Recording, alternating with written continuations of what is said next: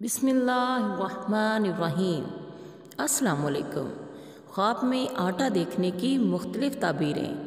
اگر خواب میں خشک آٹا دیکھے تو دولت ملنے اور مقدمہ میں فتح یابی کی نشانی ہے، اور اگر آٹے کو کسی اور کو گوندتے دیکھے یا خود گوندھے یا گوندھنے کے لیے کسی برتن میں ڈال دے تو تعبیر اس کی یہ بیان کرتے ہیں کہ خواب دیکھنے والا اپنے بہت سے دوست اور جانثار پیدا کر کے ان سے کافی فائدہ اٹھائے گا، یعنی اللہ تعالیٰ اسے ایسے دوست دے گا جو اسے کافی فائدہ پہنچائیں گے، اور وہ لوگ اس کے ساتھ اسی طرح گھل مل جائیں گے کہ جیسے گوندنے سے پانی اور آٹا ایک جان ہو جاتے ہیں۔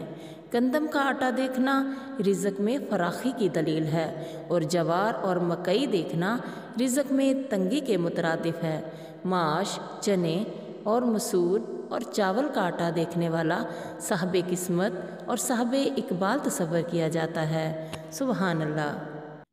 پیارے ساتھیوں، آپ سے گزارش ہے کہ جب بھی آپ کوئی خواب دیکھیں، اچھا یا برا، تو اپنی حیثیت کے مطابق صدقہ کر دیا کریں، تاکہ اگر خواب سے خوشیاں جڑی ہوئی ہیں تو وہ پائیدار ثابت ہوں، اور اگر خواب دیکھنے کا نتیجہ یہ ہے کہ کوئی مصیبت آنے والی ہے تو وہ ٹل سکے۔